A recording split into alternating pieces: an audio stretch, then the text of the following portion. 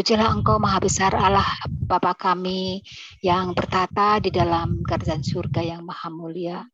Terima kasih ya Tuhan atas pimpinan tangan-Mu, kasih sayang, pemeliharaan atas kami sekalian sehingga kami boleh menikmati hidup dan kehidupan kami sampai sekarang ini dalam keadaan sehat, tidak kurang satu apa, atau mungkin juga kami lewati dengan penderitaan, dengan sakit penyakit, dengan berbagai masalah yang ada.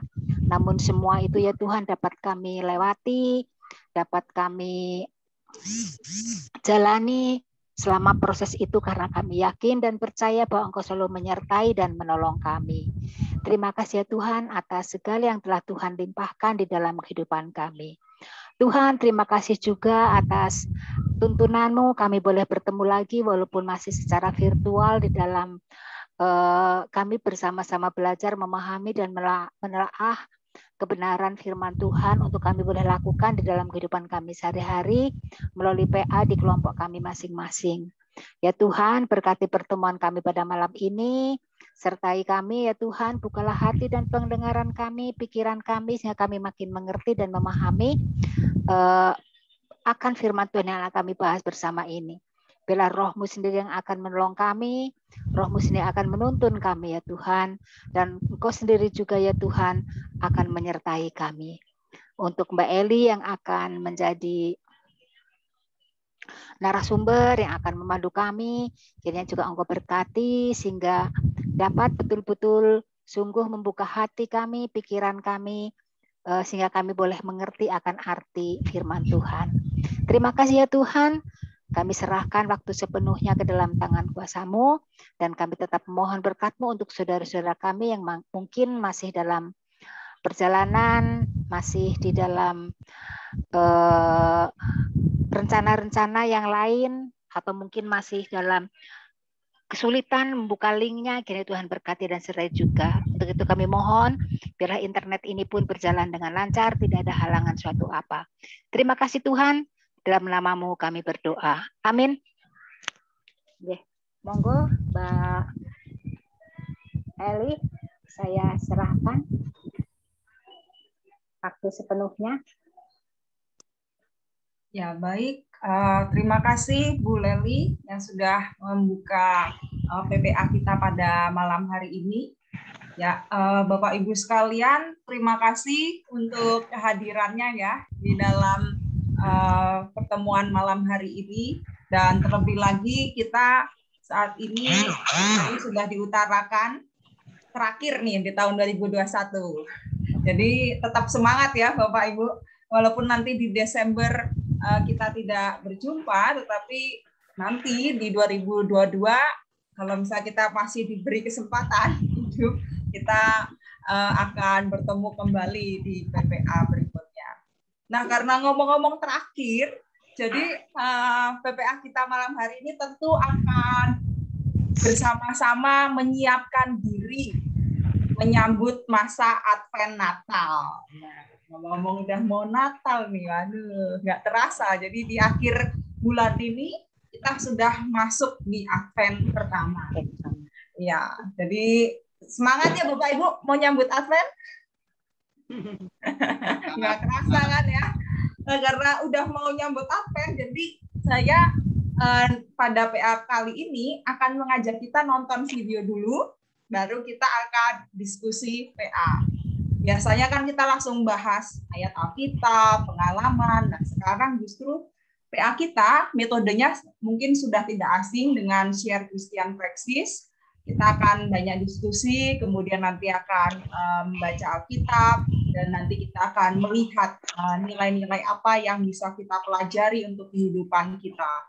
Tapi sebelum nanti kita sharing, kita nonton video dulu. Oke, saya akan share video.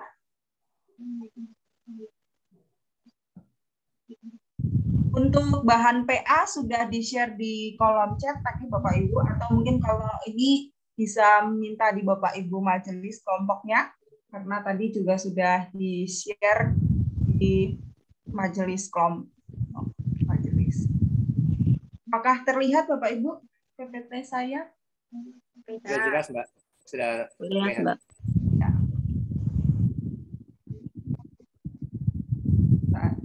masih muter.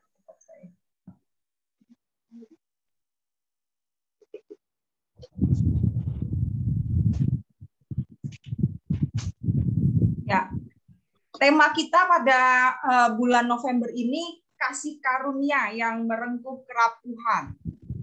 Nah, tema ini kiranya nanti akan mengantarkan setiap kita untuk lebih menghayati masa Advent Natal. Karena kalau misalnya Bapak Ibu mungkin yang panitia, yang kelompok sudah pernah menerima bahan dari Sinode GKJ dan dibuat oleh LPPS, bagaimana tema Natal nanti itu merengkuh kerapuhan dengan kebajikan. Nah, ini sebagai pengantar kita untuk semakin mengetahui, mempersiapkan diri masa Advent. Seperti tadi yang sudah saya janjikan, hari ini kita akan nonton video dulu. Saya akan kasih kesempatan. Ya. Mari kita menonton video ini bersama-sama. So this life has given everyone a present, beautiful, shiny and new. Everyone but you. Golden ribbons, diamonds line everyone's path that leads to wide open doors. Everyone's but yours. Wide open doors. Hold on, keep on, even when the road seems very long.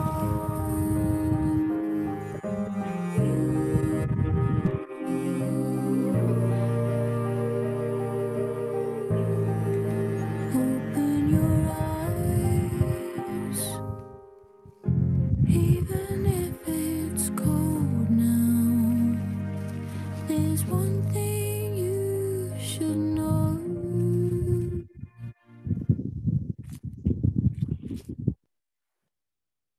Rain will turn into snow.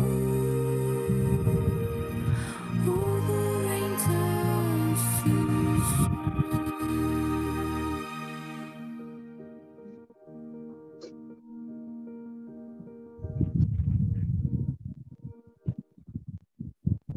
Oke, baik. Mungkin kalau Bapak Ibu semua, waduh, kok nontonnya kartun, Mbak? Karena ini kan mempersiapkan diri ya, menyambut Advent Natal. Dan mungkin kalau Gafri tadi ikut, senang nggak ya, Gafri ya, ngelihat video ini. Ya, Bapak Ibu sekalian, dari video itu kira-kira dari pengalaman atau mungkin kesan, pendapat Bapak Ibu terkait video tersebut bagaimana? Kesan apa yang muncul ketika Bapak Ibu melihat video itu? Apakah pernah memiliki pengalaman seperti di video tadi? Baik yang sebagai yang tadi, hewan berdurinya, atau teman-temannya tadi, tupai-tupainya ya. Tupai ya tadi ya? Ya, monggo. Gimana nih Bapak Ibu? Kan jarang kan PA nonton video ya. Dari video itu gimana nih kesannya Bapak Ibu sekalian? Monggo. Rasa tersisihkan ya, karena keadaan. Rasa tersisihkan karena keadaan dirinya ya. Oke, makasih Pak. Monggo yang lain.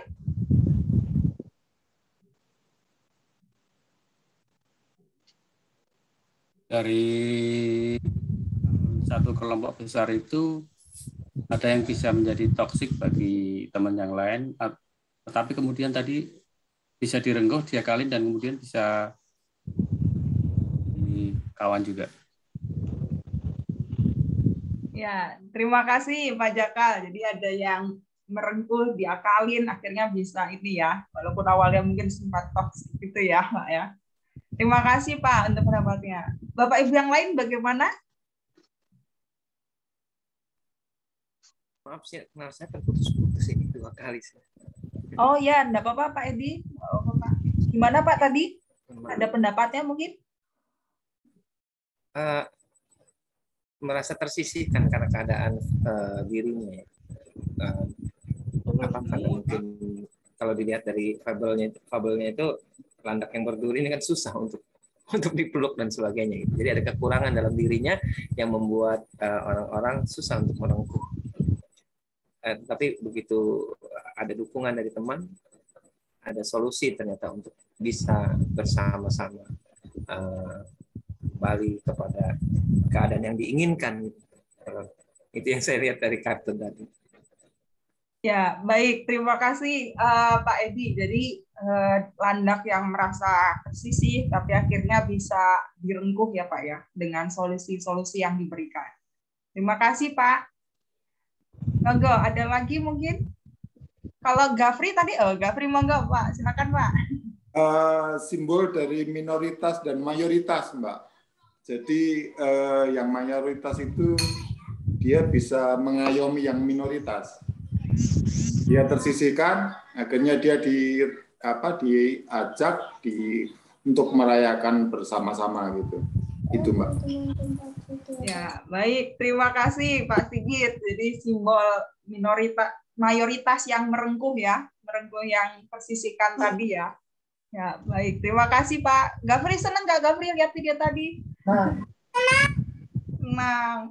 Pengen jadi yang mana Gafri? Tupai atau yang landaknya tadi? Tupai. Tupai. Baik, terima kasih Gafri. Monggo, Bapak Ibu gimana nih? Pendapatnya yang lain mungkin. Apakah ada yang pernah mengalami baik seperti monggo Bu Hen, silakan Bu Hen. Ini merupakan kepedulian kelompok yang besar itu tadi melihat keberadaan orang yang istilahnya terpinggirkan gitu ya, tersisihkan, kepedulian untuk merengkuh dan mengajak gitu loh, merengkuh mereka, memang kepedulian, itu kepedulian aja Mbak. Ya, baik, terima kasih Bu Hen. Yang muncul tentang kepedulian ya, kepedulian untuk merengkuh. Baik, terima kasih. Ada lagi yang mau mencoba pendapat atau mungkin hampir semuanya berpikir seperti itu Bapak Ibu? Ketika tadi melihat video tadi, meskipun videonya kartun tadi nilainya sangat luar biasa nih tadi videonya. Saya mau berpendapat. Monggo silakan Pak Sus ya. Monggo Pak. Saya mungkin agak berbeda dengan apa yang menjadi pendapat Bapak Ibu yang hadir di sini. Selamat malam Bu Pendeta, Bapak Ibu yang hadir sebelumnya. Malam Pak Sus. Ya. Monggo Pak. Jadi ini mengingatkan kami pada saat masa-masa bercinta ketika SMA itu saya lihat tadi ada seorang pemudinya dan landaknya itu pemudanya, tetapi karena landak ini tipenya bukan tipe wanita, wanita tadi sebenarnya tidak menginginkan landak ya, karena mungkin berbeda jenisnya ya, suku ras barangkali ya. Tetapi karena keinginan untuk mendekatkan diri pada si tupai tadi dan dilihatnya sepertinya cantik sekali di dalam bis, dan suatu saat ada pengereman atau bagaimana tercium. Nah, si tupai tadi tercium oleh si landak dan merasakan kegembiraan yang luar biasa. Nah, ini mungkin tidak merengkuh lagi, tetapi kegembiraan bagi seorang landak yang pada satu sisi, ini saya lihat menggambarkan tadi ya filmnya ya. Kalau dari Bapak Ibu kan melihatnya dari sisi kerohanian. Saya melihatnya dari sisi yang lain. Itu Bu Eli, Bu Pendeta, matur nuwun. Ya, terima kasih Pak Sus. Jadi melihat kedekatan relasi ya antara landak dan tupainya tadi ya. Baik, terima kasih Pak Sus. Ada lagi mungkin Bapak Ibu yang pendapatnya berbeda dari yang tadi sudah diutarakan? Atau mungkin apakah Bapak Ibu pernah memiliki pengalaman terkait tentang video tadi. Entah yang seperti landaknya yang berduri tadi atau seperti para tupai-tupainya. Pernah mengalami seperti peristiwa tadi?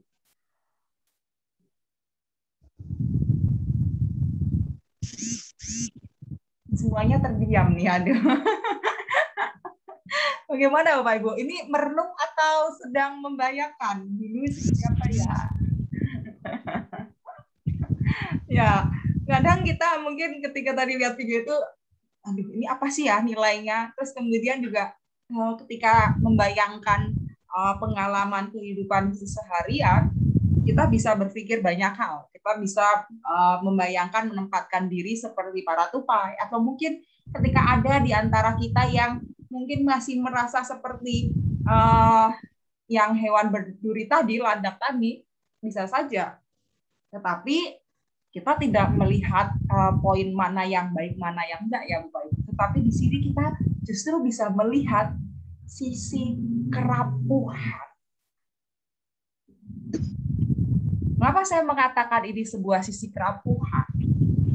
Nanti Bapak Ibu ketika memimpin PA di kelompok-kelompok bisa memancing. Kira-kira kalau misalnya Bapak Ibu membayangkan di posisi seperti landak, perasaan-perasaan apa yang muncul? Jika Bapak Ibu menempatkan diri seperti landak yang berduri, perasaan apa yang banyak muncul saat? Biasanya apa munculnya, Bapak Ibu? Kalau Bapak Ibu seperti landak tadi, kira-kira apa yang dirasakan? Senang? Atau sedih? Atau seperti apa? Malu biasanya. Malu, rendah diri. rendah diri. Ada yang merasa marah? Gimana Bu Puji? Marah sih enggak sih. Ya, minder ya. Bukan marah sih. Minder. Oh ya, tadi Bu Puji bilang minder ya. Baik, ada lagi? Nah, ketika nanti mungkin Bapak Ibu memancing itu, coba sekarang menempatkan seperti para tupai, teman-teman di sekitarnya. Ketika di bis, ketika lagi bermain, ketika belum menemukan solusi untuk temannya, rasanya gimana? Ada keprihatinan sendiri ya melihat teman tersebut. Ada keprihatinan, puji Tuhan. Solusi kan belum tentu mudah. Ya, baik. Ada keprihatinan ya Pak, puji Tuhan. Ya. Atau mungkin ada yang merasa, ih, kok ini banget sih, gitu, menghambat sekali sih. Ada mungkin, karena kan tadi mau main bola, tapi karena kena durinya nggak jadi. Bisa jadi ada perasaan, ih, kalau ada seseorang yang mungkin menghambat sesuatu, rasanya gemes. Atau mungkin ketika tadi di bis, ada perasaan, ih, mengganggu, kemudian menyakiti, atau mungkin perasaan-perasaan yang marah. Nah, nanti di kelompok Bapak Ibu bisa mencoba mengajak semua peserta warga yang ada di kelompok untuk mengeluarkan unek-uneknya terkait dua hal tadi. Baik sebagai landak yang berduri maupun baik sebagai para tupai. Setelah itu, Bapak Ibu juga bisa mulai masuk ke bagian yang kedua, mengolah perasaan. Tadi kita sudah mengajak setiap orang untuk nanti berbagi, pernah nggak ya punya pengalaman itu, atau nggak pernah, atau mungkin biasa saja, dan masuk ke pertanyaan dua hal ini.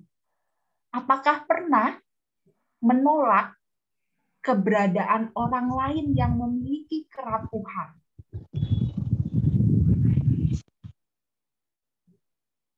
Jika pernah, mengapa demikian? Kalaupun misalnya nggak pernah, oh saya merangkul semua Mbak, mau yang punya kerapuan dan ya. Apa yang menjadi dasar untuk menerima keberadaan orang lain yang memiliki kerapuhan? Apa yang membuat kita menerima kerapuhan orang yang ada di sekitar kita? Nah, monggo nih dari Bapak Ibu.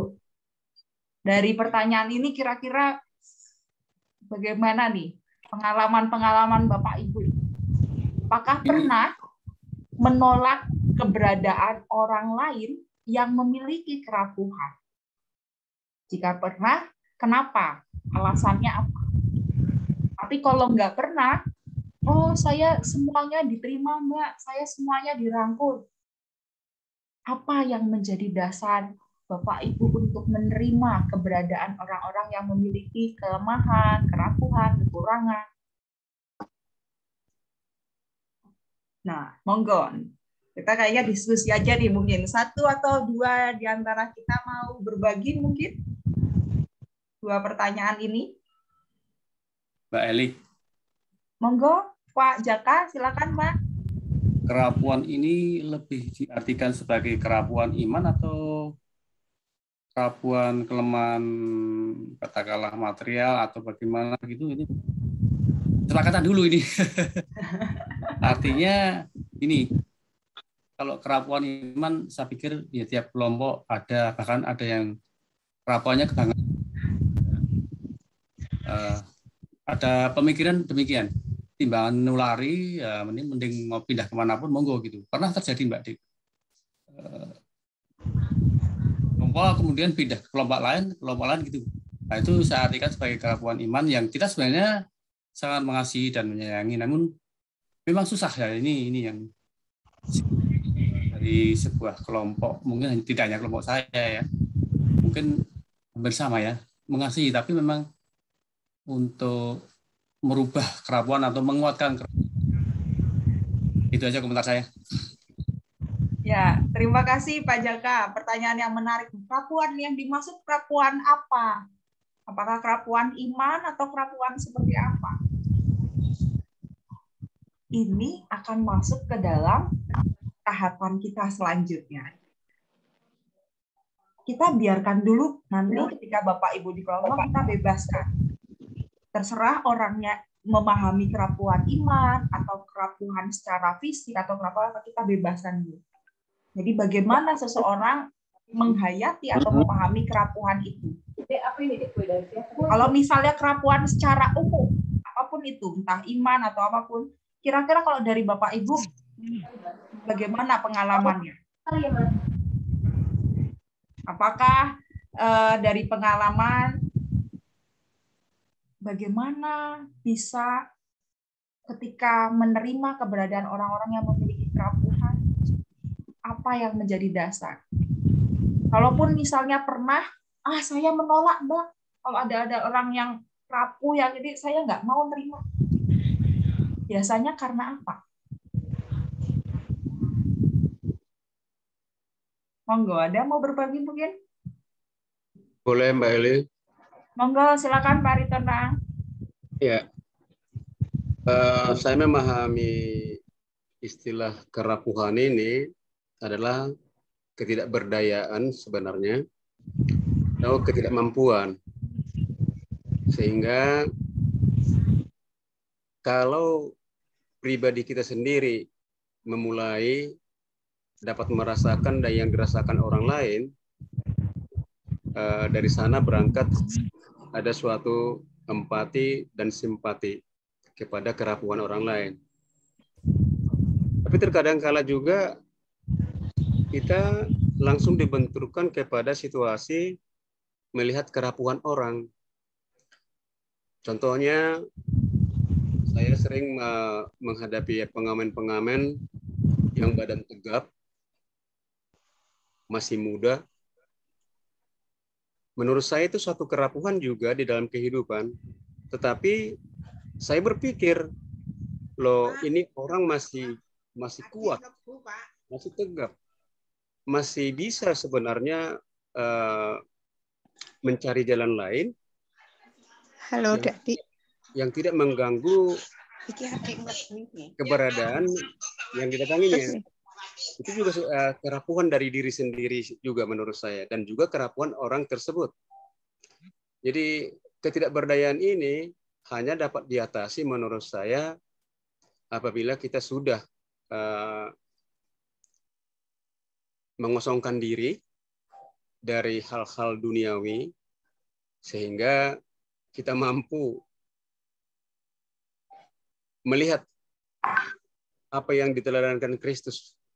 Menurut saya tetap kita harus berjuang untuk bisa menolong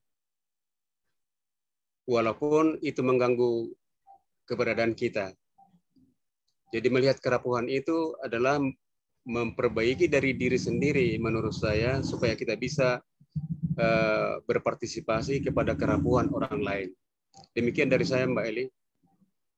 Ya, terima kasih Pak Aritonang. Jadi Pak Aritonang langsung melihat nggak hanya dari segi personal, tapi juga komunal ya Pak ya. Ketidakberdayaan ketika diri kita atau mungkin orang lain, atau dari situ kita mengosongkan diri dan akhirnya bisa berpartisipasi ya untuk menolong kerapuhan orang lain. Terima kasih Pak Aritonang. Satu lagi mungkin dari Bapak Ibu ada? Apakah mungkin dari pengalaman Bapak Ibu? Oh, monggo silakan. Siapa tadi ya? Pak Sartono, monggo Pak. Iya, kita memang hidup di lingkungan mayoritas ya Mbak. Kadang kita melihat ada kerapuan menurut pengamatan gitu ya.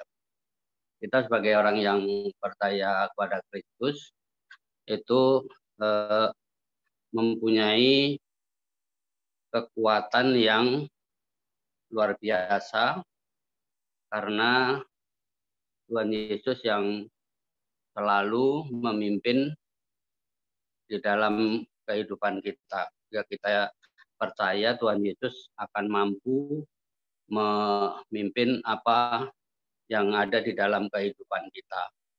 Makanya kita tidak pernah merasa takut.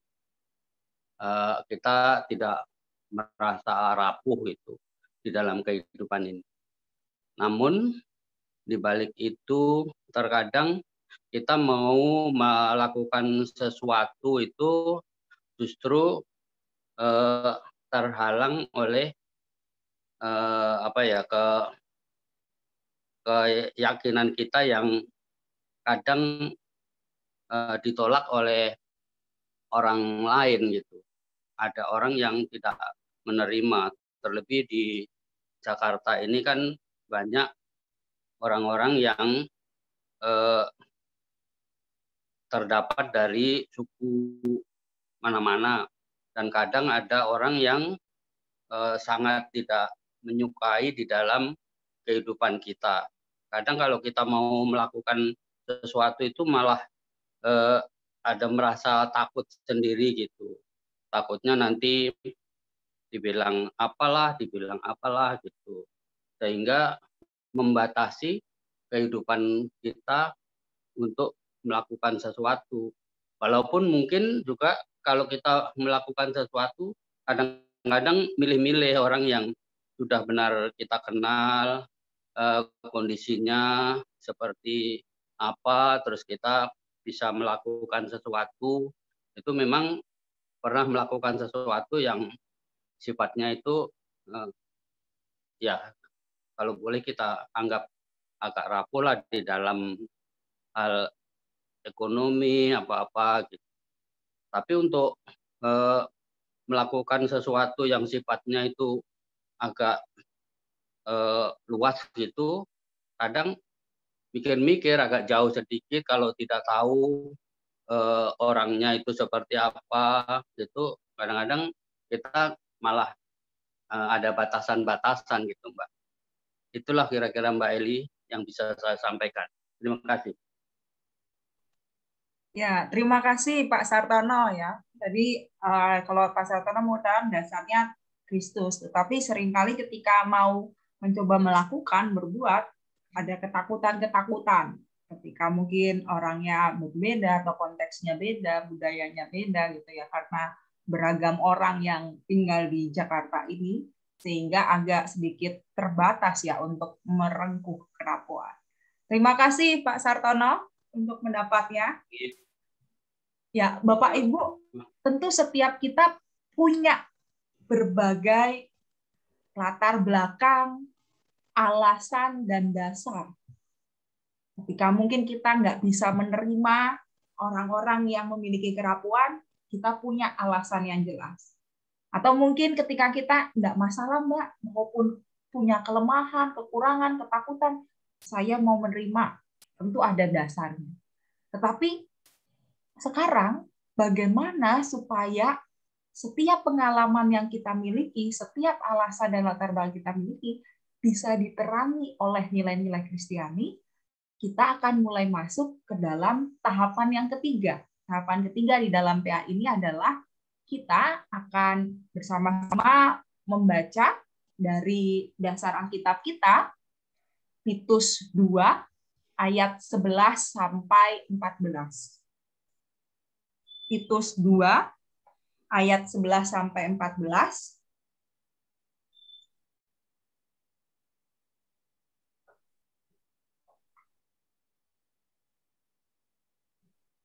Saya akan membaca ayat 11, 12 dari Bapak Ibu, 13 saya, demikian sampai ayat 14. Titus 2 ayat 11 sampai 14. Karena kasih karunia Allah yang menyelamatkan semua manusia sudah nyata.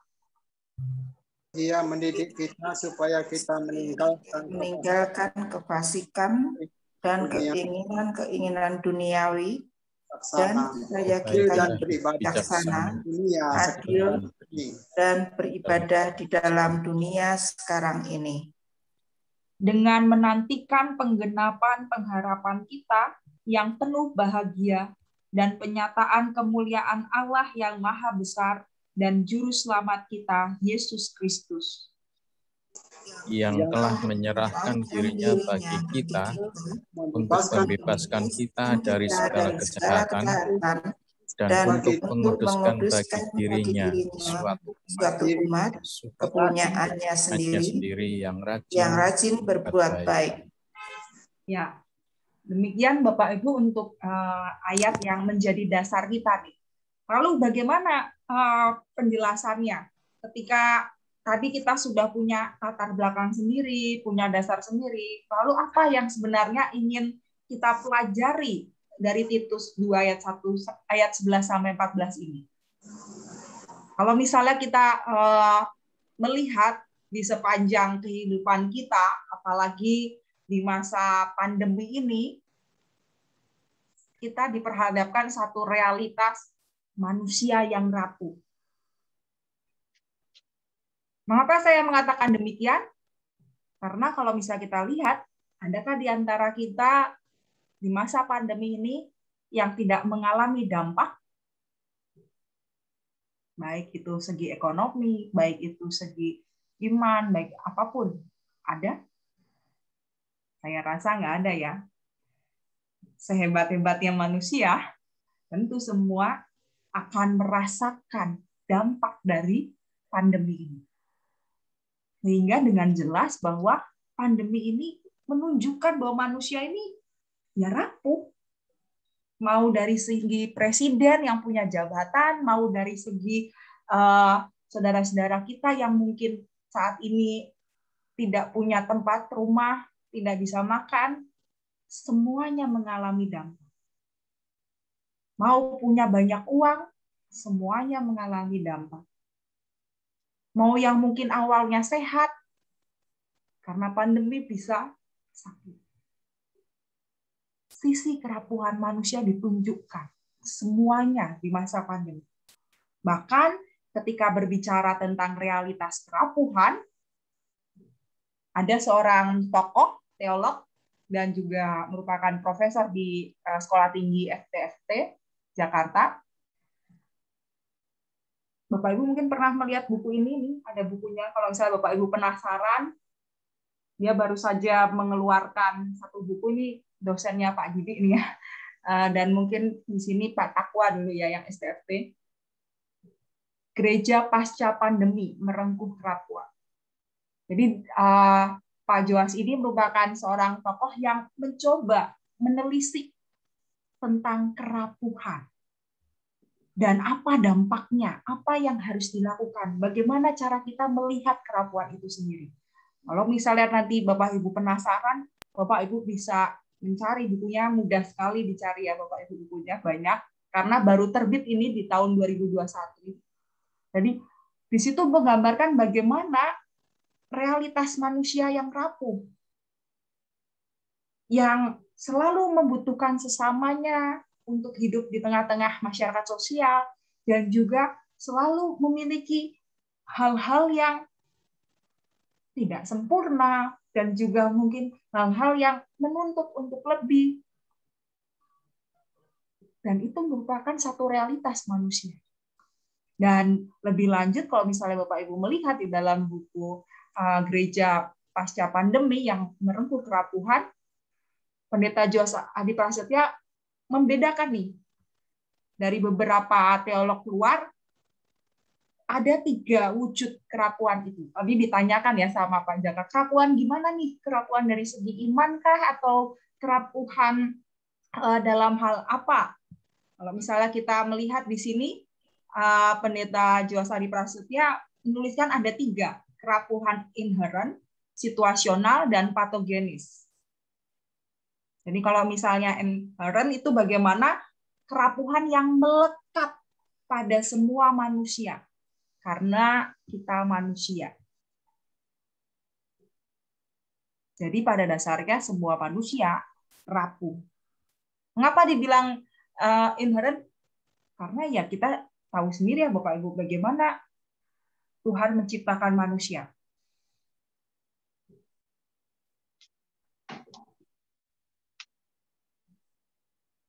Debu, abu, tanah, yang sebenarnya ya mudah rapuh. Kemudian Joas Adi Prasetya juga melihat kerapuhan yang situasional. Sudah pada dasarnya manusia ini rapuh, nggak bisa ini kalau nggak karena Tuhan. Dan juga ditambah ada yang namanya kerapuhan situasional. Kerapuhan yang ketika manusia terjebak dalam situasi yang malang karena kompleksitas kehidupan.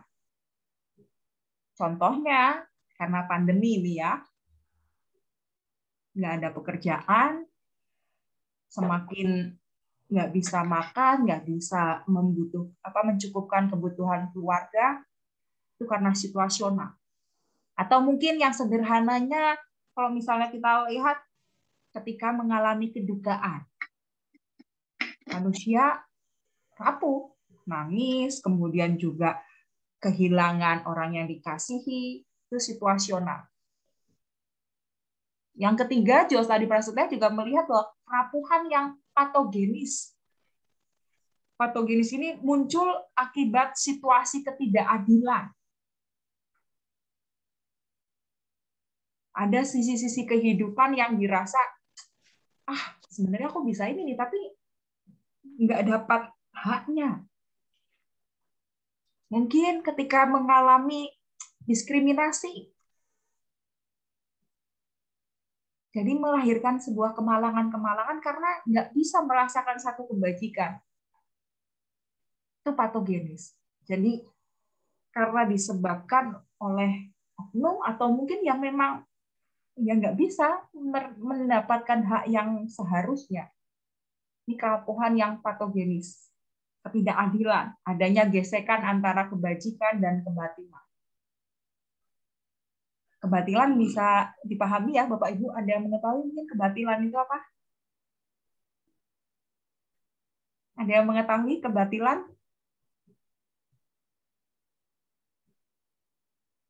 Bapak ada terdiam semua, ada yang mengetahui kebatilan itu apa Bapak Ibu? Situasi yang tidak benar, yang tidak sesuai dengan nilai-nilai kebajikan seperti itu ya. Jadi Pendeta Jasadi Prasetya melihat lingkup kerapuan itu sangat luas. Nggak cuma sisi imannya saja, tetapi juga sisi dari manusia hidup itu pun juga sudah rapuh. Apalagi ditambah situasinya, ditambah mengalami ketidakadilan entah dari pihak-pihak tertentu, atau mungkin mengalami kecurangan dari orang-orang yang ada di sekitar. Contohnya tadi misalnya ketika ini video kecil mungkin ya yang tadi kita tonton di awal, sebenarnya si Landa tadi juga mengalami tuh 3 hal ini. Dia mengalami secara ini dia rapuh sebagai makhluk ciptaan Tuhan. Situasionalnya dia juga tadi, nggak bisa main bola karena tadi ya kerapuan patogenisnya ya tadi orang-orang mungkin sempat menyingkir sama dia karena takut tersakiti. Itu bisa jadi seperti itu. Nah, lalu gimana? Oke, berarti manusia pada dasarnya rapuh. Baik personal maupun komunal. Tadi Pak Aritonang sudah menjelaskan, iya sisi komunalnya juga mungkin ada nih. Kadang-kala sebagai komunal, sebagai masyarakat kita juga rapuh. Melihat situasi kita nggak bisa merespon. Nah, sekarang karena kerapuhan yang sifatnya multidimensional, nggak hanya satu sisi saja, tetapi multi, beragam, lalu bagaimana kita mengatasinya? Lalu apa yang seharusnya kita lakukan?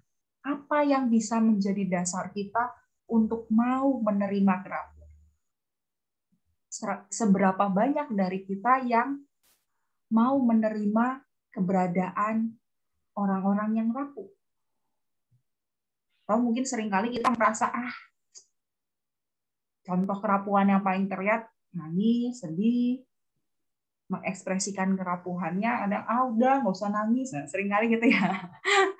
Misalnya kalau anak-anak nangis, biasanya respon orang tua apa? Jangan nangis, padahal itu ekspresi kerapuhan. Atau mungkin ketika ada anak cowok, wah udah anak cowok nggak boleh nangis, nggak boleh sedih, harus kuat. Nah, itu kan seringkali manusia menolak kerapuhan. Padahal justru ketika menyadari kerapuhan, kita semakin diajak melihat, ya saya nggak bisa hidup seorang diri. Saya nggak bisa hidup tanpa Tuhan, tanpa orang di sekitar. Tetapi ketika manusia justru merasa, saya hebat, saya bisa ini, nggak perlu orang lain. Karena itu menolak kerapuhan. Tetapi ketika kita merengkuh, berarti kita bisa melihat berbagai sisi. Kembali ke tadi, apa yang menjadi dasarnya nih, Mbak? Mengapa orang Kristen harus menerima kerapuhan?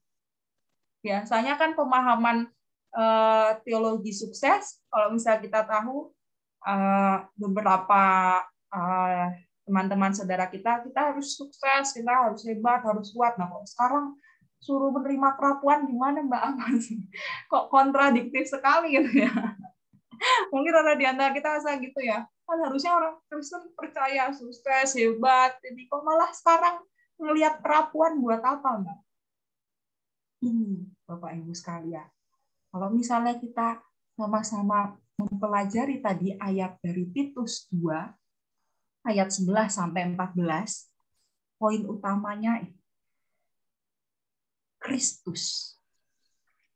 Kalau kita berbicara tentang Kristus, Kristus merupakan gambaran Allah yang merengkuh kerapuhan.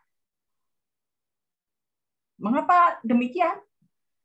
Karena ya Allah mau menjadi manusia. Tadi kan udah jelas ya Bapak Ibu, manusia rapuh loh. Sejak dibentuk itu manusia rapuh dari kerapuhan. Tapi kenapa kok Allah mau menjadi manusia? Mengapa Allah mau merengkuh kerapuhan itu sendiri?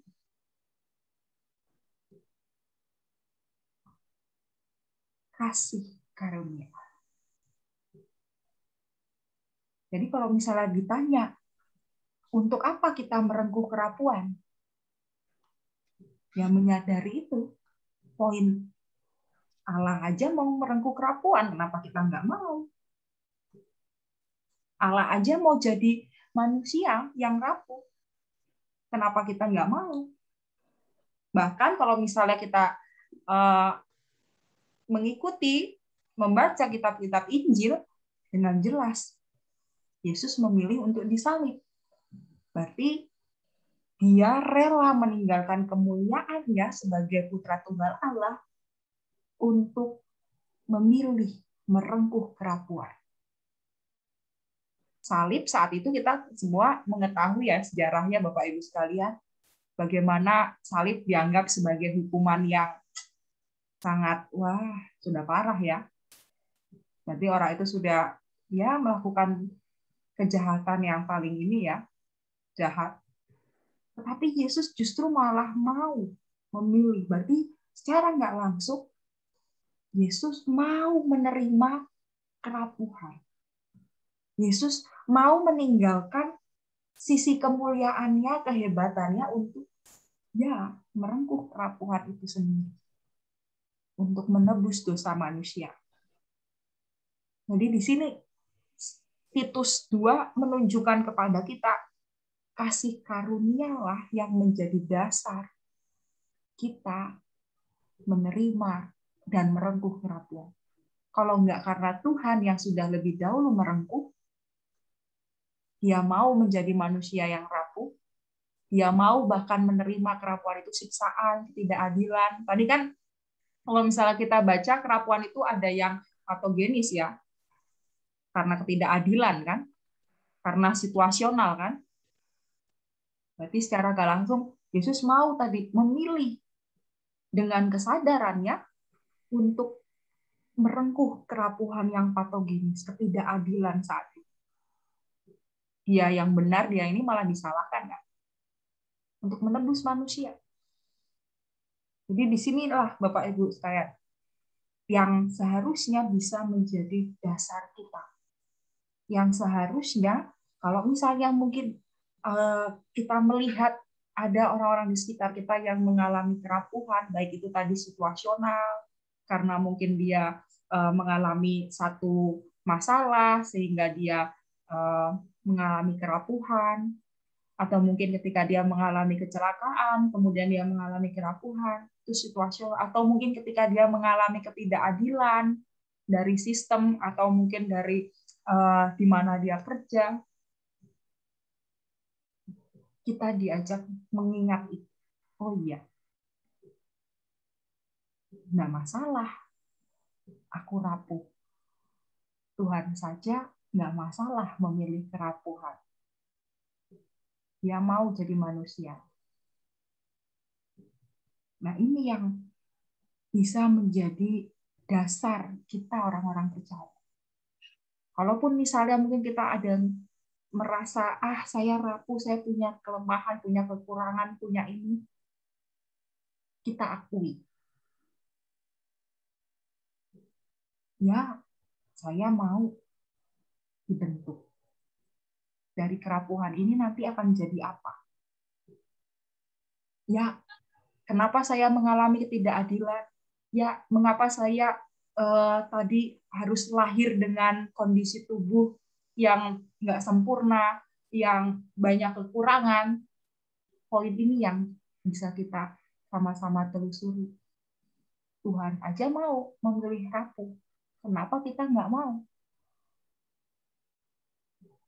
Kadang kita mengajarkan ke anak-anak, atau mungkin dulu dari segi orang tua, ya mungkin dulu kita waktu lahir sudah sering terbentuk ya, harus jadi orang hebat, sukses, punya banyak materi itu. Jadi memang pemahaman yang dibentuk hebat, sukses, sehingga seringkali kelemahan, kekurangan, dan kerapuhan yang ada tertutupi, terkikis. Nah, sebenarnya dari teologi Kristen itu sendiri, Tuhan aja memilih rapuh, Tuhan aja memilih terluka, Tuhan aja memilih merendahkan diri. Kenapa kita nggak mau? Ini yang perlu kita rubah paradigmanya. Sehingga nanti anak cucu kita punya pemahaman yang berbeda dari pemahaman kita dulu. Kalau dulu mungkin karena udah terbentuk, sudah lama, bertahun-tahun kita diajarkan sukses, hebat, punya banyak uang, hidup senang, rumah mapan, dan sebagainya. Sekarang justru malah kita diajak melihat, maukah kita menerima sisi kerapuhan manusia? Baik itu secara inherent, patogenis, atau mungkin situasional. Dan selanjutnya kalau misalnya kita melihat, ini untuk apa Mbak kita mempelajari ini? Nah ini dasarnya. Karena kita akan memasuki masa Advent dan Natal. Kalau misalnya berbicara Advent dan Natal, biasanya selalu berbicara tentang Kristus yang lahir, Kristus yang datang ke dunia. Tapi sebelum sampai Natal tentu ada masa Advent. Masa Advent ini tentang penantian, pengharapan Kristus datang kembali. Sehingga sampai ada 4 ya, Advent pertama, Advent kedua. Jadi kita memang kalau misalnya Bapak Ibu mengamati, biasanya simbolnya kain ungu ya. Nah itu kita diajak menanti, berharap. Dan di dalam penantian mungkin kita mengalami kerapuhan yang situasional, mungkin kita mengalami kesusahan, mungkin kita mengalami ketidakadilan. Bagaimana cara kita untuk bisa terus menghayati Advent ini? Nah, ini tujuan dari PA kita. Ketika kita nanti menghayati masuk Advent 1, Advent 2, Advent 3, kita jangan buru-buru pingin Natal. Biasanya kan kita pikirnya, wah, yang penting seneng aja, bersuka cita, Natalan, hebat, semarak. Bagaimana penghayatan Advent ini? Oh iya, kerapuhan. Kalau misalnya situasi kita sedang mengalami hal-hal yang sedih, duka, kecewa, atau mungkin menunjukkan sisi kerapuhan, kita menghayati itu sebagai sebuah proses. Jadi, dari PA ini kita bisa melihat bagaimana manusia dipersiapkan untuk merengkuh kerapuhan. Kalau misalnya tadi, karena di awal saya berangkat ya dari teori Pak Joas, di akhir pun juga saya mengajak kita melihat bagaimana caranya supaya kita sebagai gereja bisa merengkuh kerapuhan. Pak Joas di sini mengusulkan bagaimana kita menjadi gereja proflektif. Gereja di sini nggak hanya sebatas gereja secara instansi ya Bapak Ibu, tapi kita sebagai manusia juga disebut gereja kan. Bagaimana kita pun juga menghayati diri kita sebagai gereja yang proflektif. Kalau dari katanya di sini flexion ya. Di dalam refleksi itu ada kasih dan kebenaran yang membelok ke depan. Jadi kalau misalnya kita melihat, kita diajak pandemi ini banyak pelajaran 2 tahun. Tetapi kita nggak hanya terus melihat ke belakang, refleksi kan banyak kan manusia kan seringnya refleksi nilai, tetapi di sini justru kita melihat ke depan. Oke, ada realitas kerapuhan yang sudah terjadi. Oke, semua manusia rapuh. Oke, semua manusia nggak tahu waktu hidupnya, bisa saja suatu waktu meninggal. Mungkin beberapa waktu lalu ada berita kecelakaan artis dan sebagainya. Oke, setelah kita sadar akan realitas kerapuhan, ke depannya kita mau seperti apa. Jadi gereja proflektif adalah bagaimana kita diajak memandang realitas ke masa depan. Menyadari bahwa di depan kita bisa saja kita berjumpa dengan orang-orang yang mengalami kerapuhan. Terus, apa yang kita akan lakukan? Jadi ketika kita menghayati, oh ya, saya rapuh, saya sudah belajar di masa pandemi bahwa semua manusia rapuh, nggak ada yang hebat, nggak ada yang bisa bertahan, nggak ada yang hanya dengan sendirinya bertahan. Sekarang diajak memandang ke depan. Kalau ketika menghadang ke depan berarti berjalan kan, terus berjalan. Nah, ketika berjalan ini, ketika mungkin saat kita melihat kanan kiri ada yang rapuh, saat kita melihat tetangga kita, saat kita melihat orang yang ada di sekitar kita, lalu apa respon kita? Nah, bagaimana caranya supaya kita bisa menjadi gereja profetik? 3 hal ini. Unlearning, ratapan, dan kebajikan. Kalau berbicara ratapan sudah nggak asing ya Bapak Ibu. Kemarin kita di bulan September bulan liturgi kita tentang ratapan, meratap. Jadi udah nggak asing mungkin ya bagi kita. Yang unlearning ini apa maksudnya? Unlearning ini justru kita belajar meninggalkan. Belajar meninggalkan apa, Mbak? Nah, ini yang seringkali kita tergelitik. Kalau berbicara unlearning, seringkali di masa pandemi, adakah nilai-nilai yang kita pegang sebelum pandemi berubah di masa pandemi, Bapak Ibu? Kira-kira kalau dari pengalaman Bapak Ibu, nilai-nilai apa yang berubah nih? Secara pribadi deh. Dulu masa pandemi saya melihatnya gini, pas pandemi gini. Berbeda. Ada? Mungkin dari pengalaman Bapak Ibu? Mbak Heli. Iya, Pak Sartono? Iya, yang tadinya tidak ngerti, yang tadinya kita tidak ngerti Zoom jadi ngerti Zoom, yang tadinya kita tidak ngerti virtual jadi tahu virtual. Itu hal-hal yang pembelajaran yang saya dapatkan lah Mbak gitu. Banyak hal yang membuat kita menjadi pandai di dalam pandemi itu. Ya, terima kasih Pak Sartono untuk tanggapannya.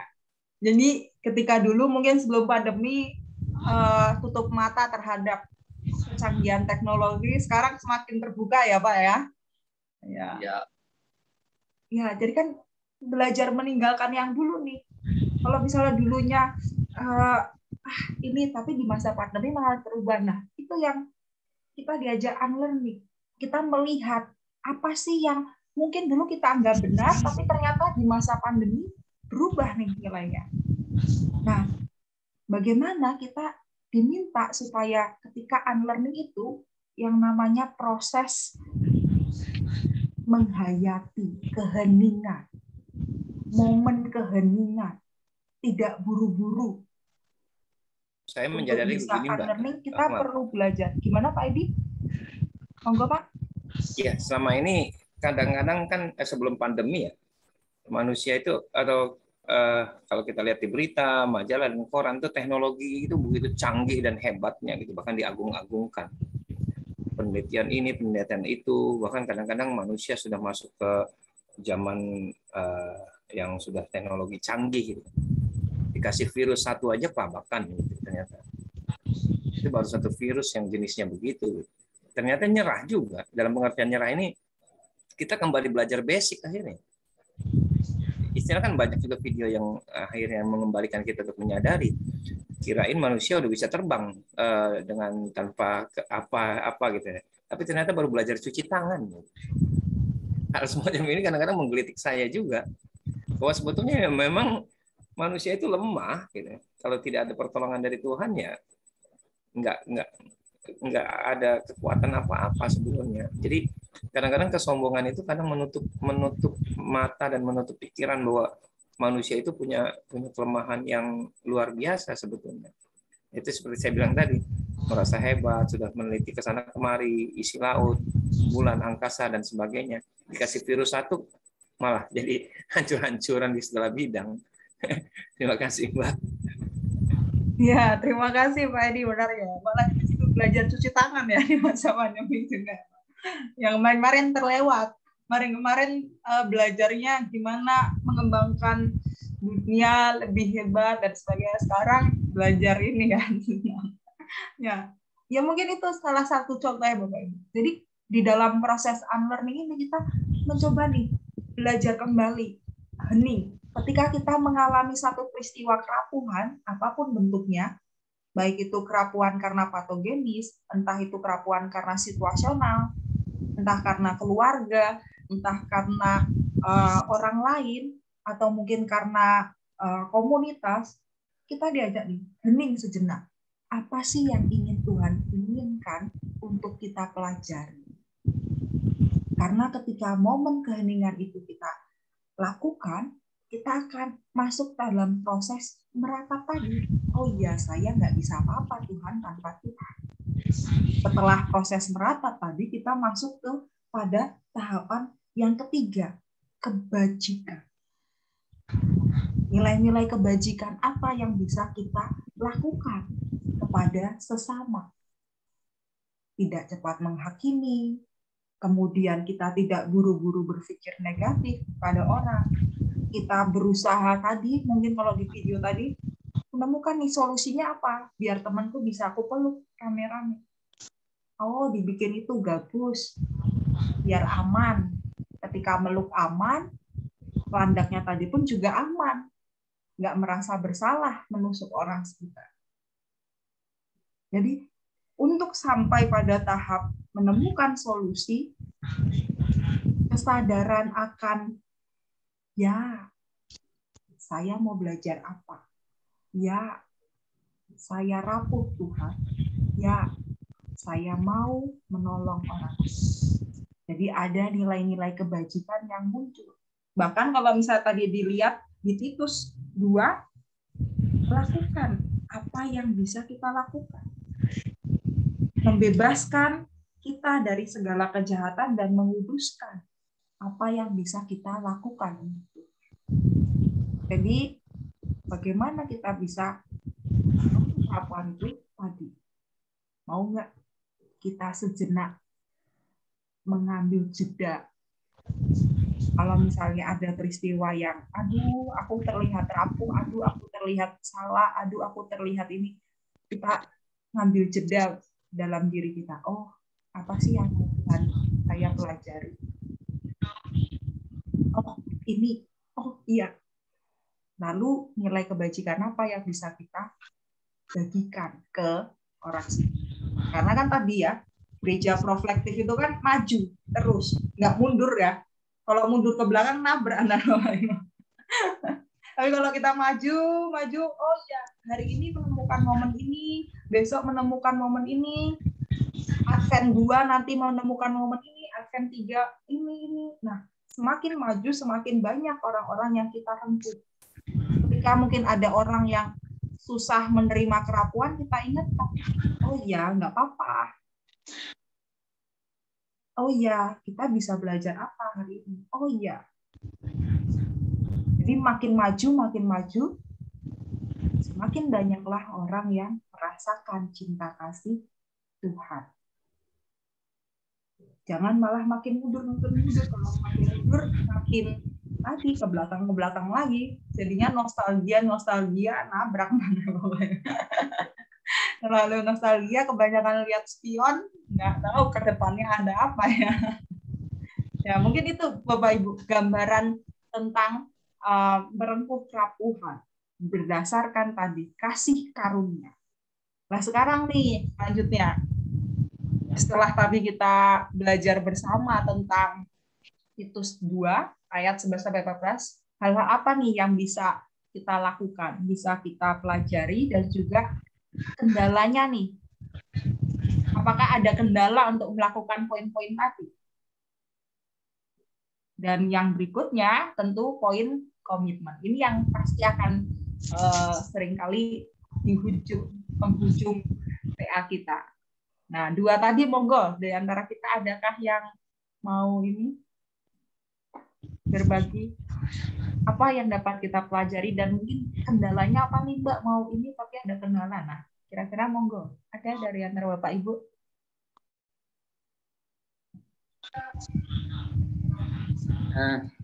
Mbak Eli, Bapak monggo Ibu. Pak Sus, ya.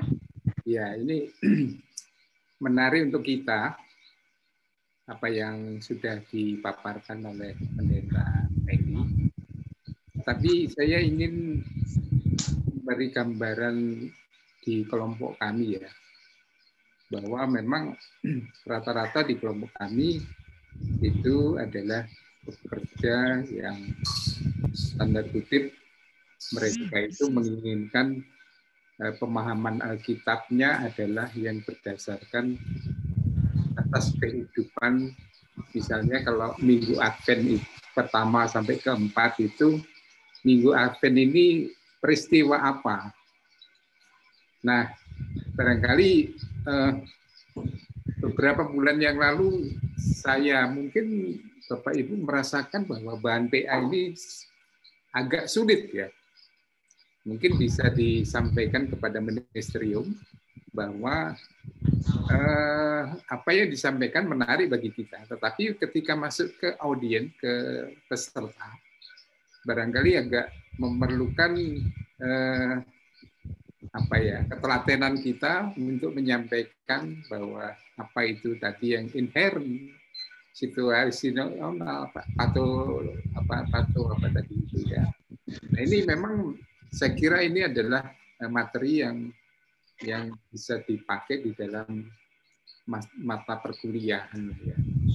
Nah, barangkali nanti ya mungkin tahun depan barangkali ya diarahkan lebih kepada materi-materi yang terkait dengan kejadian-kejadian yang dimulai dari Desember itu, misalnya peristiwa Kristus. Nah itu dikaitkan dengan bahan PA. Di situ mungkin menarik, banyak peristiwa atau kejadian-kejadian yang mungkin pesertanya akan banyak melontarkan pertanyaan, mempunyai ide dan seterusnya. Nah, ini terkait dengan yang pertama. Yang kedua yang terkait dengan materi tadi, ada pendapat pendeta Yoas tadi ya, yang ada kerapuhan dalam kehidupannya itu ada inherent, ada situasional, dan patogenis. Ya, patogenis. Nah, barangkali kalau saya melihat di dalamnya, inherent dan situasional itu mungkin sudah terjadi dan sudah kita lakukan beberapa pendekatan di dalam kelompok masing-masing. Ini dalam situasional yang mungkin banyak yang sakit, mungkin yang kekurangan karena ekonomi dan seterusnya. Ini kan perlu direngkuh ya. Direngkuh itu diajak, dirangkul karena kerapuhan itu karena dia merasa tidak berdaya, tadi yang disampaikan Pak Budiman Epitoha. Itu saya melihatnya dia merasa seperti pecah. Dia merasa tidak tahan begitu. Nah inilah kehadiran dari majelis jemaat dan warga jemaat itu untuk cepat-cepat mulai bertindak, merengkuh. Nah, jadi merangkul mereka. Nah dari rangkulan-rangkulan yang ada di kelompok itu sehingga mereka tidak menjadi putus asa, menjadi merasa rendah diri dan seterusnya. Jadi di sini warga majelis kelompok itu hadir di dalamnya. Nah inilah jadi rengkuhan-rengkuhan di dalam kerapuhan jemaat di wilayah Cikal Kalisari sudah dilakukan oleh majelis dan warga. Tetapi di dalam kerapuhan yang patogenis itu mungkin perlu ya semacam penjelasan yang lebih komprehensif, artinya ketidakadilan yang dilakukan oleh pihak-pihak yang dari luar lah, misalnya dari lingkungan pemerintah di dalam misalnya di kelurahan RT RW itu mungkin ketidakadilan terhadap minoritas saya kira ada juga, tetapi ini bagaimana untuk mengatasi seperti itu. Nah, inilah barangkali dua hal yang tadi bisa menjadi bahan untuk kita diskusikan lebih lanjut di dalam ministerium.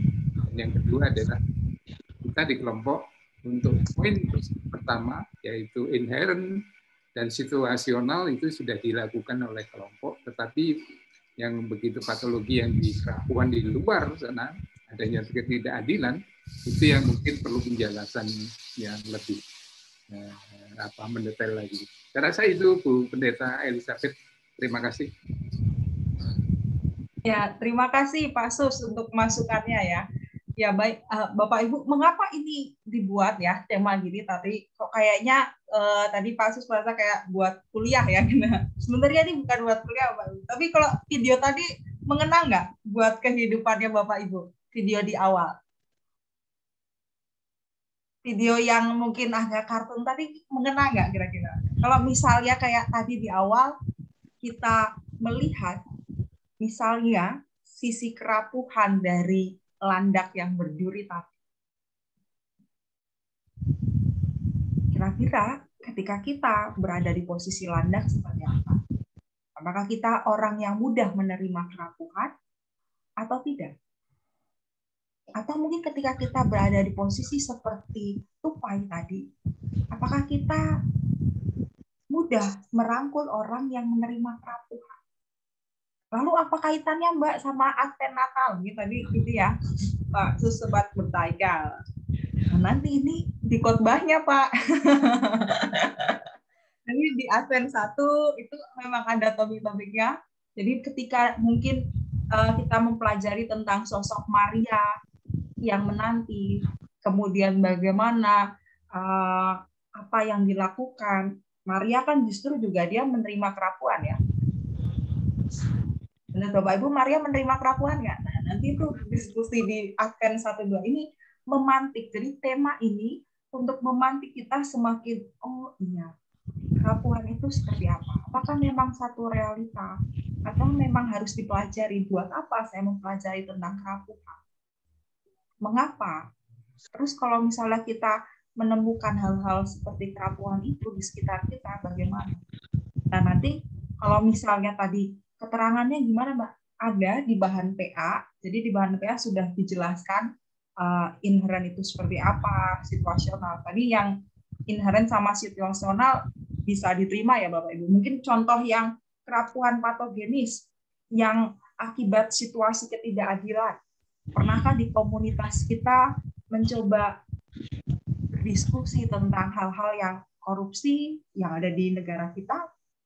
Masyarakat yang mengalami ketidakadilan, masyarakat yang mengalami penggusuran, yang kehilangan lahan, atau mungkin kaum LGBT, atau mungkin orang-orang yang untuk bertahan hidup, kaum marginal, yang mengalami diskriminasi, ketidakadilan, yang ketika mungkin paling terdekat, yang mungkin banyak di berita-berita, ketika mengalami pelecehan seksual, pernahkah hal-hal seperti itu kita diskusikan?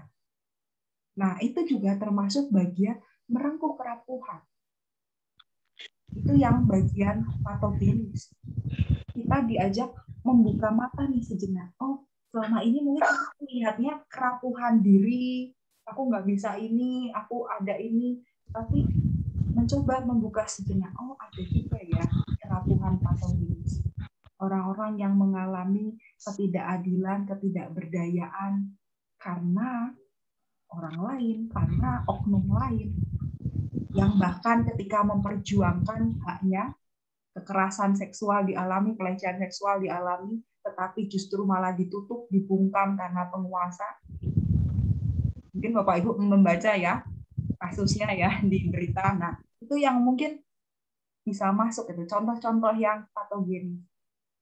Atau mungkin kaum LGBT, atau mungkin yang mengalami hal-hal yang korupsi, banyak sebenarnya untuk yang patogenis. Lalu apa? Nah, jadi itu yang mendorong kita untuk semakin mau nggak kita merengkuh mereka? Mau nggak? Apa yang bisa? Walaupun susah, Mbak, kalau sendiri, tapi disinilah ketika kita menyadari bahwa, oh ya, secara komunal saya rapuh, kami rapuh, atau secara personal saya rapuh, komunal kita bagaimana? Mungkin itu ada tambahan dari Bapak Ibu. Nah, ini memantik kita nih. Monggo, ada lagi dari Bapak Ibu kendala-kendala yang nanti mungkin ketika Bapak Ibu mau menyampaikan ke kelompok, monggo kalau misalnya ada yang mau ditanyakan.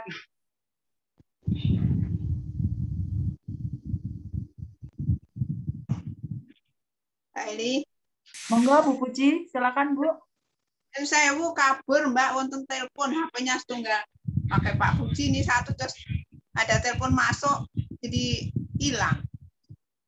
Ya Bu, enggak apa-apa Bu. Gimana? Tadi yang kedua, ini tadi sayanya ikut kabur jadinya.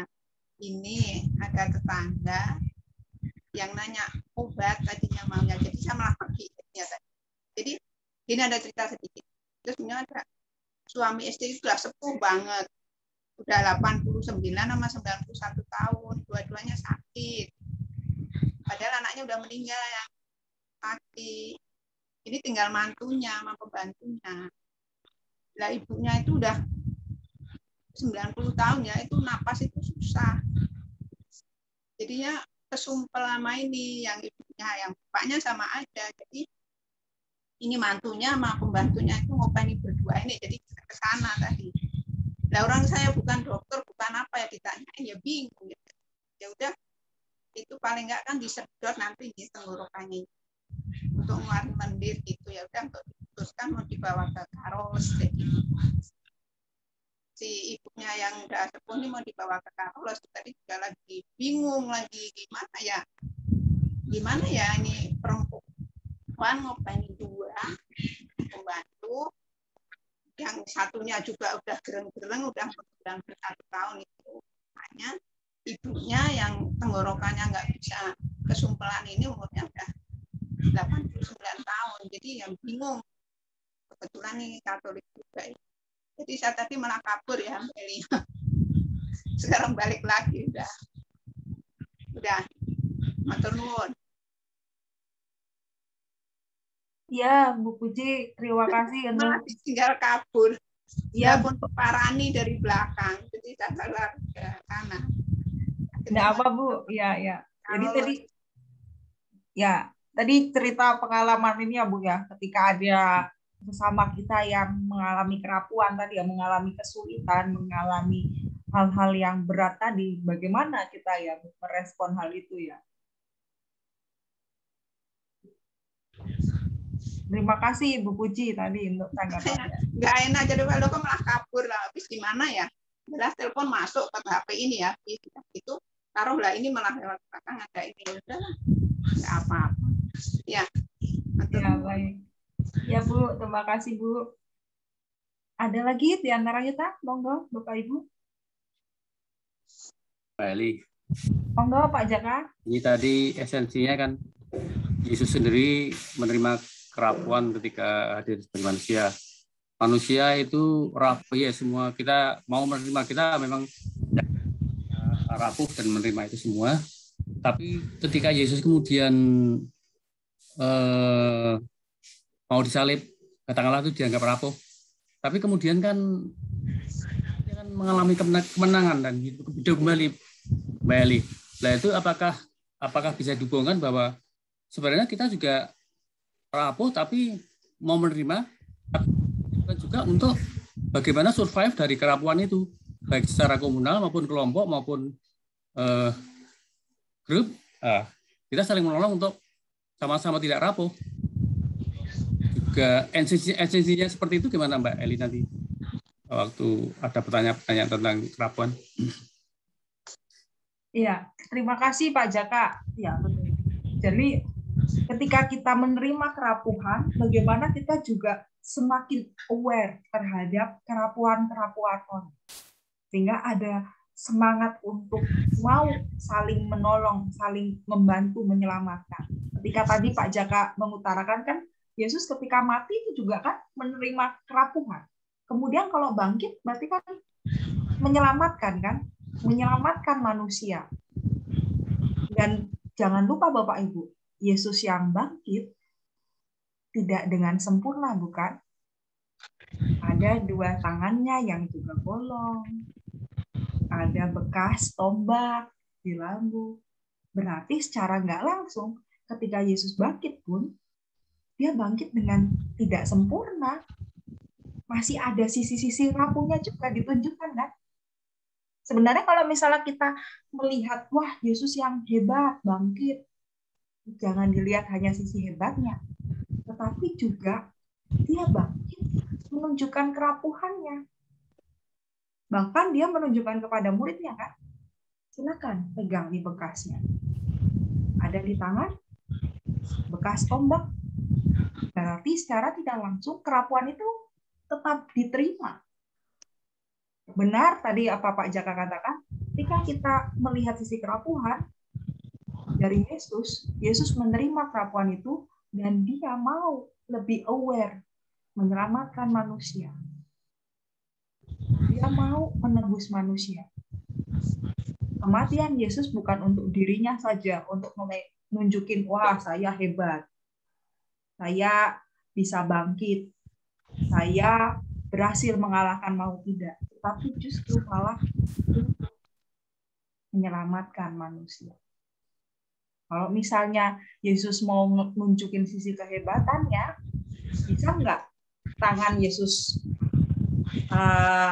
nggak bolong lagi, kira-kira menurut Bapak Ibu? Kira-kira bisa nggak menurut Bapak Ibu? Yesus hebat tuh ya, bisa ngadain mujizat ya. Sebenarnya bisa kan? Dia bangkit tanpa bekas bolong, sebenarnya bisa kan ya? Bisa nggak? Bisa banget. Bisa banget nah. Bisa Dia banget. menghilangkan bekas bolongnya sebenarnya bisa, tapi kenapa nggak dilakukan? Karena ini menunjukkan bahwa Yesus ketika bangkit, ketika orang-orang melihat dia hebat, ketika dia tidak menghilangkan sisi kerapuhan. Dia justru menunjukkan, ini loh, saya bangkit pun, saya bisa merasakan kerapuhan ini. Saya juga disabilitas. Saya ada bekasnya. Saya juga pernah terluka. Jadi ketika kita juga nanti ke saudara, ke keluarga, ke kelompok, ke komunitas, kita pun juga lihat, ya, ayo sama-sama. Karena saya juga pernah mengalami kerapuhan, saya pernah sakit. Biasanya kan orang yang habis sakit biasa lebih aware ya terhadap sesama ya. Atau mungkin ketika mengalami satu situasi sulit, dia akan lebih aware. Oh ya, saya pernah mengalami di posisi itu. Saya mau deh ikut. Begitu juga Yesus. Oh, saya tahu pernah terluka. Nah, jadi walaupun Yesus bangkit, melihatkan sisi kehebatan, tetapi dia tidak menghilangkan sisi kerapuhan. Dia juga tetap merengkuh kerapuhan. Dia tidak menolak, dia tidak, wah bisa saja nih dihilangin nih bekas tangan yang bolong, tapi dia nggak ngakuin itu. Karena dia mau menunjukkan bila rasanya sama manusia. Manusia yang seperti apa? Yang disabilitas, yang punya tekanan, diskriminasi.